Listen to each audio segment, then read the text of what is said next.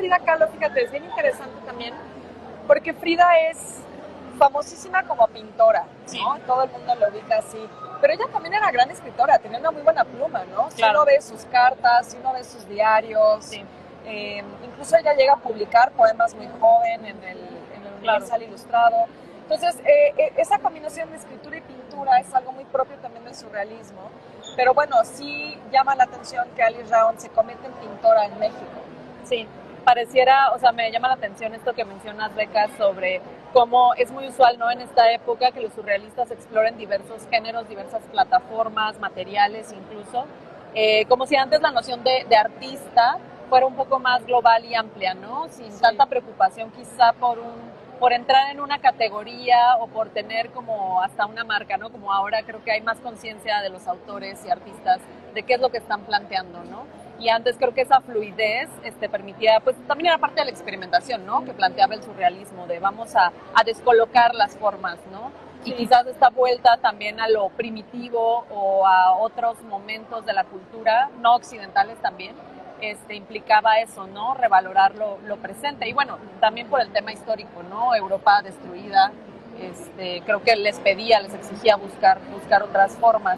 Pero me encanta esto que hablas de la escritura también, porque algo que me sorprendió mucho al leer el libro, precisamente, es que el libro está compuesto, sí, de la obra pictórica de Alice Raon, pero también de poemas, ¿no? No solo poemas de ella, sino poemas que estaban haciendo, pues, por ejemplo, Octavio Paz, y cómo jugaban con el caligrama y estas formas, ¿no?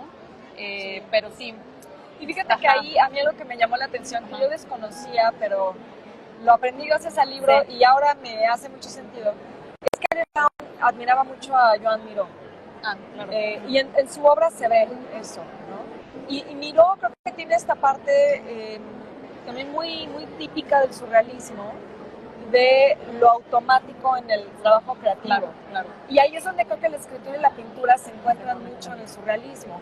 Esta idea de lo automático viene en realidad del psicoanálisis, ¿no? Sí. Y es la escritura automática, bueno, es una manera en la que tú escribes sin pensar, y entonces pareciera que ahí como que penetras en una parte del subconsciente, ¿no? Porque lo que estás escribiendo no es racional. Claro. No te sientas como a pensar, bueno, ¿y ahora de qué voy a escribir? ¿No? Claro, simplemente dejas como que este flujo de conciencia aparezca ahí. Y pintores como Joan Miró exploraron eso también en la pintura. Claro. Como esta parte de hacer líneas, a ver un poco qué sale. Claro. Y entonces, bueno, ahí creo que hay algo interesante en Alice Raon también, que de nuevo tiene que ver con el propio surrealismo. Ella, como parte de este movimiento, que fue parte del grupo en París originalmente, pues realmente encuentran estos cruces entre escritura y pintura muy interesantes, y algo que para mí es fascinante es que son sobre todo, me parece, las mujeres que exploran los dos mundos, más que los hombres. Sí, también, bueno, Alice Raon llega a México en un momento en el que la Escuela Mexicana de Pintura, que creo que sí es algo que aborda bastante el libro, estaba en su apogeo, ¿no? Entonces también la pintura ahí tenía otra funcionalidad, ¿no? Sí. Otra expresión, se volvía como que la pintura estaba buscando retratar una identidad nacional, que creo que es muy interesante cómo Christine lo aborda en el libro, porque ella decía, ¿no?, incluso cuando estuvimos revisando la traducción en Artes de México con ella, decía, es que ella no era representativa ni buscaba ser representativa de algo mexicano, pero lo terminó siendo de alguna manera, ¿no? Sí. Y creo que es eso precisamente, ¿no?, que las mujeres abordaban a lo mejor ciertas escuelas como el surrealismo o esta parte de la pintura basada en arte primitivo, pero desde una forma intimista también, que bueno, puede ser una categoría un poco reduccionista, pero creo que es padre ver cómo las mujeres lo hicieron de una manera diferente. Sí, no sé, también me parece interesante que Christine menciona que no era, o sea, que ella exploró el arte abstracto cuando aquí el arte figurativo era muy fuerte. Y bueno, quería preguntarte, Beca, ¿eso cómo lo vemos aquí en México? Si pudieras platicarnos. Eso, fíjate que es algo bien común de lo que nos trae o nos legan los pintores de los exilios. Okay. Porque efectivamente México está como muy metido en esta dinámica del nacionalismo revolucionario, como se le conoce, ¿no? Este movimiento que lo que busca es un arte comprometido con la sociedad, muy afín en ese momento a lo que está sucediendo en la Unión Soviética, donde se establece el realismo social como la corriente artística por excelencia. Claro. Es decir, los artistas tienen que hacer un arte didáctico que ayude como a impulsar las causas de los movimientos políticos y sociales de la época. Y eso lo vemos muy bien representado en personajes como Diego Rivera, ¿no? O sea, el muralismo mexicano y la Escuela Mexicana de Pintura está muy en esa línea. También de una reivindicación de lo popular, de lo rural, de lo indígena, ¿no? Eso está muy presente, de las clases obreras, trabajadoras. Y es interesante como el caso, por ejemplo, de Dalila es una artista social, ella no es una artista política, ella no es activista, ¿no? Nunca lo fue, ni siquiera en los movimientos feministas como otras, ¿no? Hay algunas de las surrealistas que sí estaban más involucradas en esos movimientos. La propia Frida Kahlo, por ejemplo, es militante comunista. Ella no está en esa narrativa, ¿no? Y eso es interesante porque para los artistas refugiados en México, europeos, va a ser un poco difícil penetrar en el mundo artístico mexicano en un inicio, precisamente porque México está tan como metido, viéndose el ombligo en esta construcción identitaria que bueno, tiene que ver con los procesos mexicanos y sociales, políticos mexicanos, etcétera. Entonces hay esta idea de que, bueno, ¿cuál es este mundo que está en construcción? Entonces llegan todos estos extranjeros que no tienen esos referentes, ¿sabes? O sea, los referentes a la historia de México que vemos en los murales de Diego Rivera, por ejemplo, la Inquisición, la conquista, el México prehispánico, no es parte de su universo en absoluto, ¿no? No tienen los referentes, no les habla eso, no lo entienden. Y siguen, por lo tanto, como haciendo el mismo tipo de arte que venían haciendo en Europa de las vanguardias, ¿no? Y ahí encontramos figuras bien interesantes que traen el tema de la abstracción ya muy presente. Alice Raun es un caso increíble, me parece, porque realmente ella se anticipa a mucho de lo que va a suceder después. Pero está Matías Geritz, por ejemplo, Günter Gersok, que aunque mexicano de nacimiento, pasa mucho tiempo en Europa, entonces trae otras cosas en la cabeza cuando regresa. Entonces realmente vamos a ver que ellos les cuesta involucrarse en los círculos artísticos mexicanos en un inicio, porque después vamos a ver que hasta Leonora Carrington termina haciendo murales y demás, ¿no? Pero en un inicio les cuesta. Pero lo que hacen muchos de estos refugiados es comenzar a dar clases. Les cuesta trabajo vender su obra o recibir comisiones de gobierno, que es de lo que vivían muchos. Pero vamos a encontrar que la gran mayoría se empieza a involucrar en el ámbito académico, a dar clases en la Esmeralda. Los escritores, por ejemplo, se funda el Colegio de México, se involucran también ahí, en la UNAM, ¿no? en la Escuela de Arte de la UNAM. Y ahí es donde podemos encontrar también una genealogía bien interesante que conecta a estos artistas exiliados como Alice Raun con los movimientos posteriores como la ruptura. O sea, la ruptura no la explicas sin la irrupción de estos artistas europeos en México, que están haciendo un arte completamente ajeno al nacionalismo, completamente alejado de los referentes de la revolución. Y forman a toda una generación de artistas que van a querer hacer algo completamente distinto. Entonces, eso la abstracción es bien interesante. Aunque hay que decir que no es que los mexicanos no hicieran obra abstracta, porque muchas veces se atribuye justo a la llegada de estos europeos exiliados, como Alice Raun, la llegada de la abstracción. Pero Siqueiros está experimentando con la abstracción muchísimo antes. Quizá es el que más. Carlos Mérida es otro ejemplo bien interesante. Mérida, guatemalteco de origen, pero bueno, él hace toda su carrera artística en México. Él también llega a la abstracción, más él por la parte maya, que de nuevo es como esta parte de voltear a ver lo antiguo para buscar lo moderno. Él, a partir de su contacto con el arte maya y encontrando este vínculo en lo maya entre Guatemala y México, él también comienza a experimentar mucho con la abstracción.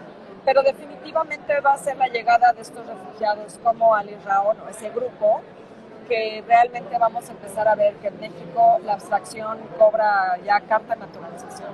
Claro.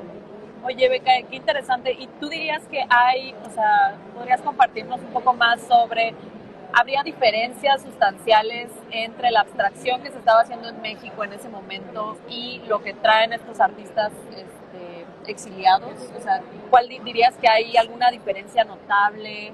que valga la pena pues, mencionar acá? Fíjate que ahí es una buena pregunta, porque realmente si lo pensamos, muchos de los artistas mexicanos que terminan volcándose en este nacionalismo exacerbado se forman en París en el mismo momento histórico en el que se están formando estos artistas que eventualmente llegarían a México. Sí. Diego Rivera es un caso, me parece, muy extraordinario de esto, ¿no? Él pues está en el momento en el que todo está surgiendo en París. Él es amigo de Modigliani, es amigo de Picasso, se termina peleando con Picasso, pero son amigos. Con Modigliani hasta llegan a compartir el estudio, o sea, realmente está muy involucrado ahí. En el momento en el que el cubismo está naciendo en Europa. Y el cubismo es lo que nos va llevando también el surrealismo de otro modo, pero bueno, el cubismo creo que es donde podemos trazar una línea más directa hacia la abstracción, ¿no? Y el expresionismo alemán también definitivamente. Pero entonces, no es que fuera un lenguaje ajeno a los pintores mexicanos. O sea, de hecho, Diego Rivera es un artista, a mí me parece formidable, horrible persona, pero como artista formidable, porque él transita por todo, ¿no? O sea, él inicia, si tú ves sus primeros cuadros, él pinta de un estilo como impresionista, hasta cursilón, ¿sí, no? Y luego hace un cubismo espectacular. O sea, es un matemático, Diego Rivera. O sea, la manera en la que él deconstruye la forma y hace estas composiciones cubistas es maravilloso. Y luego ya se empieza a involucrar en este nacionalismo, en la escuela mexicana, ¿no? Se va por otro camino, pues. Pero no es que la abstracción fuera algo que no conocían los mexicanos. Siqueiros también pasa por París, un poco después que Diego Rivera, pero lo va a visitar allá, viajan por Italia, o sea, es decir, estaban los referentes ahí para los mexicanos. Sí, simplemente que me parece que para muchos su militancia política venía por encima de eso, ¿no? Claro. No, es súper interesante, Beca. Nos daría para hablar horas este libro. Sí. Bueno, algo que también quería agregar, o sea, ya más respecto del trabajo de Christine, como Christine también es historiadora del arte. Ella vive en Francia actualmente, pero un poco de lo que pudimos platicar cuando estuvimos formando el libro fue que ella vivió aquí en México, estudió en el Instituto de Investigaciones Estéticas en la UNAM durante los 70s. Me parece muy padre cómo ella, como historiadora del arte, ha estado muy involucrada también en el medio mexicano de alguna forma y quiere mucho a México, le fascina México. Y me encanta cómo en el prólogo de su libro precisamente hay un tono muy literario, muy poético también. Entonces, estos espejeos, no sé Beca, cómo lo hayas percibido tú en tu lectura, pero hay como un espejeo entre Alice Raón y Christine, ¿no? Entonces, también siento que es interesante, no sé, desde la perspectiva de la historia del arte, cómo existen estos libros donde el autor un poco, pues sí, encarna un poco al artista del que está hablando, porque esto es una investigación, ¿no? Sí hay datos, hay un rigor, hay una profundidad también en el libro, pero finalmente se percibe una cierta empatía, un cariño, también un afecto entre la autora del libro y Alice Raón, ¿no? Como esa inclinación y esa fascinación. Y creo que eso nos da también un resultado en el texto muy interesante. No sé qué opinas de esto, Beca. No, me parece bien interesante porque Alice Raón realmente, bueno, esto tengo que decirlo, a mí me emocionó mucho cuando me dijeron que estaban haciendo este libro, porque me parece una artista injustamente olvidada, ¿no? Okay. Y siempre estos esfuerzos nos ayudan a hacerle un poquito de justicia a los muertos, cosa que hay que siempre aplaudir. Pero sobre todo es una artista olvidada en Francia, ¿no? Entonces el hecho de que sea una autora francesa me llamó la atención, porque creo que en México, aunque todavía en círculos más especializados, de nicho, Alice Raón es alguien que conocemos. Claro. Hace falta quizás acercarla más al público en general. Sí. Pero digamos que su obra está en el Museo de Arte Moderno, o sea, puedes ir, la puedes ver, está ahí, ¿no? En México está presente. Sí. En Francia como que no la pelan, no les importa mucho, como sucedió por mucho tiempo con Leonora Carrington en el Reino Unido, ¿no? En el Reino Unido están como descubriendo a Leonora Carrington ahorita, pero durante muchos años no la pelaban mucho, ¿no? Alice Raón me llama la atención eso, que es una autora francesa, y creo que justo ahí va esto que dices del espejo. Es una artista francesa que viene a México, perdón, una historiadora francesa que viene a México. Entonces, claro que cuando ella toca el tema de Alice Raón, debe haber una identificación muy personal ahí, que se lee en el texto, porque como dices, es un poco más literario, un poco más narrativo, un poco más poético, no es un libro de historia así puro y duro, Sí. ¿no? Entonces, bueno, no me sorprende que una francesa con una mirada puesta en México haya visto a Alice Raon y le haya interesado reivindicarla. Pero sí creo que pasa que los historiadores del arte escogemos temas que no son muy afines en lo personal. Es difícil a veces separar tus intereses profesionales de tus pasiones personales, como que se terminan convirtiendo en la misma cosa, ¿no? Y ya no importa dónde estés, terminas viendo eso que a ti te interesa en todos lados. Entonces, eso creo que definitivamente está ahí presente y creo que también la manera en la que habla de Alice Raon se siente muy personal. Sí. O sea, pareciera haber ahí una conexión donde yo incluso llegué a pensar que quizás se conocieron por la manera en la que habla de ella. No parece haber tanta distancia como que académica, por decirlo de alguna manera, ¿no? Realmente parece haber ahí una identificación muy personal que hace la lectura, la verdad, muy amena también, ¿no? Porque no estás leyendo un libro aburrido de historia. Claro, incluso de trayectoria de vida, ¿no? Un paralelo. Eso también no tiene esta estructura como de biografía de, bueno, su infancia y su juventud. Y va como entremezclando todo de una manera muy interesante, que de nuevo creo que hace la lectura súper amena y muy accesible. Sí, precisamente cuando estábamos editando el libro con la diseñadora, que ella es Cristina Paoli, por cierto, si quieren checar su trabajo, es maravillosa, diseñadora de libros de arte específicamente. Estábamos viendo estas diferencias. La edición francesa, por ejemplo, tiene todos los capítulos y al final, en medio más bien, un cuadernillo de obra. Muy padre porque sí abarca bastante, pero ahora quisimos que este diseño realmente fuera intercalando fotografía y obra con el texto. Y también hicimos un juego, ¿no? Porque hay ciertas obras que aparecen así, ¿no? Como a página y media en rebase. Hay otras que están en una página nada más, por ejemplo. Y hay otras hermosas que creo que hacen que luzca precisamente mucho el trabajo, como la de City Lights, que me encanta, por ejemplo, que está a doble página, ¿no? Y bueno, esto también fue un reto en términos de diseño, pero Cristina hizo un gran trabajo. Y sí, este olvido que mencionas, Beca, en Francia, es curioso porque cuando gestionamos, ¿no? Los permisos para poder exponer esta obra aquí en el libro, pues realmente vimos que la obra de Alice está en Estados Unidos, en México, en muchas instancias diferentes, pero en Europa es poco lo que hay en términos de derechos de obra, ¿no?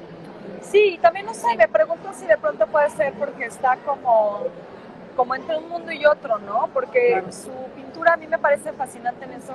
A veces me cuesta verla surreal, si te soy sincera, o sea, como que a veces yo digo, ¿por qué meten a Alice Raon en las surrealistas?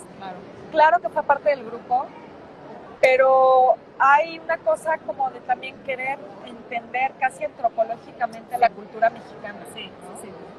No se va tanto a los sueños, no se va tanto a lo fantástico, como sucede con Honora Carrington, con Remedios Varo, con la propia Frida Kahlo, aunque ella no aceptaba la etiqueta de surrealista, ¿no? Y no hay, quizá lo onírico está en la manera en la que construye sus cuadros, que sí te hacen sentir como que en un tipo de ensoñación por la técnica, por el ambiente que te crea, pero ella está muchas veces registrando lo que ve en la cultura popular mexicana, y no sé si de pronto también eso es lo que la pone en un lugar difícil para el extranjero, sí, porque no termina de ser ni europea ni mexicana, ¿no? Está como que ahí, como entre uno y con un pie en cada lado, que no termina de sentirse o de arraigarse en una sola cultura.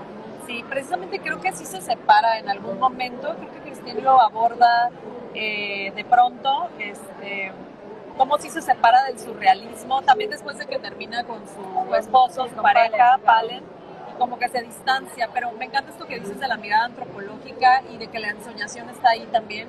A mí me encantan los cuadros de Alice que son con color, creo que ahí es donde brilla muchísimo más su obra, y me encantan estos trazos así como de niñez, como infantiles, pero se nota que hay una visión general, ¿no? Hay una relación con el paisaje muy que no sé si esto lo traiga también de Bretaña, de donde era ella. Claro, el tema de la naturaleza. Como, como esta pintura europea que es muy contemplativa con el paisaje, pero en México es otro paisaje, ¿no? Claro. Entonces, y además lo aborda muy bien Cristina en el libro, como la zona de Bretaña donde Alice crece o pasa largas temporadas en su infancia, es una zona que fue pues la favorita de un grupo de artistas, los Naví, que eran como una especie de post-impresionismo, pero que en realidad lo que buscaban era algo más espiritual. Los Naví tenían este rollo como místico, espiritual, y ellos buscaban mucho la naturaleza desde ese lugar. sí, Entonces es interesante que ella, por azares del destino, no porque ella lo buscara, ¿no? sí, claro. Termina también como metida en ese mundo, donde además muchos artistas iban buscando eso que ella buscó en Grecia, en India, en México, que es como la cultura primigenia, ¿no? Sí. Porque Bretaña seguía siendo, en la época del impresionismo, un lugar muy rural, donde la gente mantenía costumbres de hace siglos, ¿no? Donde parecía que la modernidad no había llegado. Claro. Y entonces es interesante cómo desde la infancia pareciera que eso la llama de algún Claro. modo.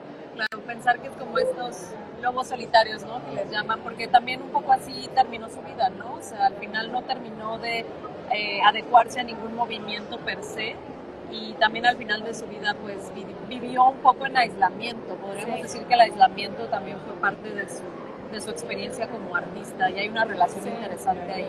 Y de su experiencia de vida, ¿no? Porque sí, también el espejeo que hace Christine de Alice con Frida Kahlo es interesante, como estas mujeres que desde la infancia atraviesan distintos problemas de salud, por decirlo de alguna manera, porque Frida Kahlo sí tuvo enfermedades como tal, ¿no? Tuvo polio.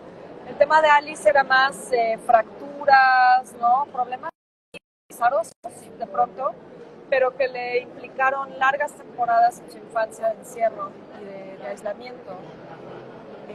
Me parece que desde los 3 años, que es cuando tiene su primera fractura. Entonces, bueno, eso también es interesante, cómo desde niña vive la soledad de una manera muy fuerte. Claro. Y su vida la termina así también. Sí, sí, claro, desafortunadamente sí parece que Alice al final pintó muchos animales, ¿no? También estaba como pintando gatos, aves, como que se dedicó a esa contemplación de sus compañeros, ¿no? Creo que lo menciona, que eran sus compañeros. Pues bueno, no sé, Beca, si quieras agregar algo más, cuéntanos cuál es tu cuadro favorito de Alice. Fíjate que mi cuadro favorito de Alice es el que está en la portada. Ah, claro, Que ese, desde que soy niña me encanta, porque mi mamá me llevaba mucho al Museo de Arte Moderno y está ahí, entonces desde niña me llamaba muchísimo la atención. Yo creo que por los colores, ¿no? Claro. Sí, realmente ese es el que más me gusta, porque me evoca mucho a mi infancia. Ay, qué lindo. No, es padrísimo. Además, bueno, como niña, como que ves una rueda de la fortuna y un carnaval y te llama la atención. Además, me parece que retrata muy bien la luz en la noche, ¿no? O sea, como que eso lo retrata muy bien. Sí. Y bueno, solo decirles que me parece, la verdad, un librazo. Si andan ahorita viendo regalitos de Navidad, si ya andan en modo navideño, yo diría que se den una vuelta, ya sea al stand de Artes de México o a su tienda de la Roma, que es fantástica, a conseguir este librito, porque a cualquier amante del arte este libro le va a hacer muy feliz. Pues muchísimas gracias, Beca, gracias por esta linda plática, y pues bastante profunda también, o sea, tocamos algunas cosas padres. Pues consigan nuestro libro, Alice Braun, un destino mexicano, en el stand H15 en la FIL Guadalajara, o en nuestra tienda en Roma Norte, Córdoba 69.